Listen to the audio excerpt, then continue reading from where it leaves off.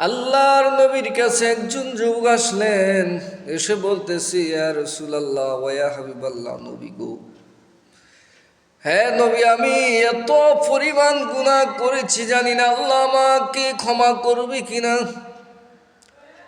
নবী বলতেছেন, যুবক তুমি কি গুনাহ করেছো, আল্লাহ তোমাকে ক্ষমা করবে না। নবী বলেন, লা তাকুনাতু মির রাহমাতিল্লাহ, যুবক রে, তুমি যতই গুনাহ করো না কেন আল্লাহ রহমত থেকে তুমি বঞ্চিত হইও না। যুবক বলতেছি, ইয়া রাসূলুল্লাহ ওয়া ইয়া হাবিবাল্লাহ, আমি আল্লাহর রহমত চেয়েও বেশি গুনাহ করেছি। আল্লাহর রাসূল বলেন, যুবক রে, তুমি কি গুনাহ করেছো আমি একটু শুনি।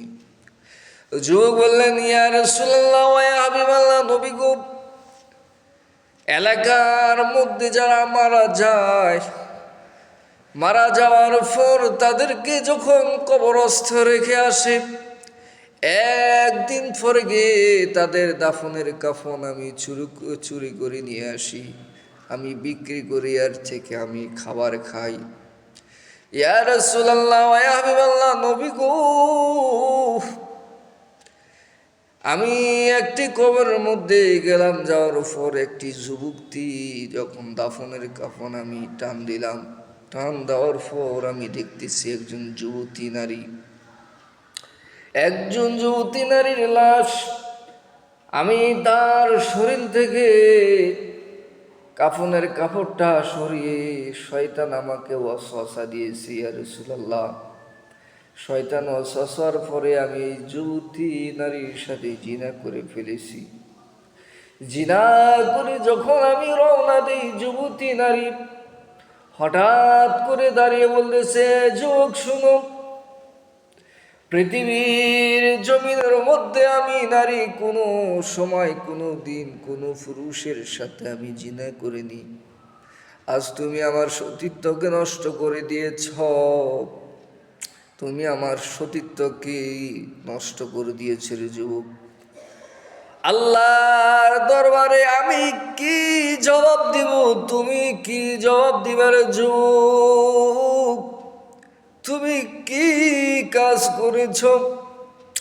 ইয়া রাসূলুল্লাহ, যখন ওই নারী এই কথা বলে, সাথে সাথে আমি পড়ে যাই, অজ্ঞান হয়ে পড়ে যাই।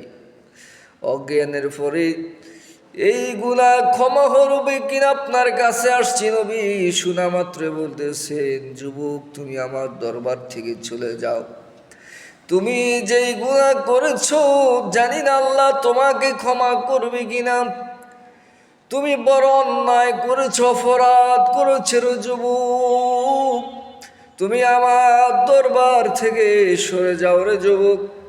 তখন এই যুবক সরে গেলেন, বন জঙ্গলে চলে গেলেন। বন জঙ্গলে যাওয়ার পর আল্লাহর বিভিন্ন নাম ধরে, তাসবিহ ধরে ডাকতেছেন আর বলতেছেন, হ্যাঁ মাবুদ, আমি গুনাহগার, তুমি গফফার, আমার জীবনের গুনাহগুলি ক্ষমা করে দাও এবং নবীর কাছে জানিয়ে দাও তুমি আমার গুনাহ ক্ষমা করছো কিনা। হে আল্লাহ, তুমি আমাকে ক্ষমা করছো কিনা নবীর কাছে জানিয়ে দাও। এইভাবে যুবক কান্না করতেছে, তাওবা করতেছে। আল্লাহ পাক রব্বুল আলামিন ফেরেশতাকে পাঠিয়ে বললেন, যাও যাও যাও, আমার বান্দা সে গুনাহ বুঝতে পেরেছে, সে তাওবা করেছে, খালিসভাবে তাওবা করেছে। আমার নবীকে বলো আমি তাকে ক্ষমা করে দিয়েছি। আমার নবী যেন তাকে সংবাদটা পৌঁছিয়ে দেয়। নবী সাহাবীদের মাধ্যমে তাকে ডেকে আনলেন। আনার পরে বলতেছেন, যুবককে, আল্লাহ পাক রব্বুল আলামিন তোমার বিগত সকল গুনাহ ক্ষমা করে দিয়েছে। তাই আমি বলি, হে যুবকরা, আমার মা বোনেরা, যত অন্যায় করো, অপরাধ করো রে, খালেস ভাবে যদি তাওবা করো, আল্লাহ পাক রব্বুল আলামিন ক্ষমা করে দিবে। আল্লাহ পাক রব্বুল আলামিন আমাদেরকে মাফ করে দিবে।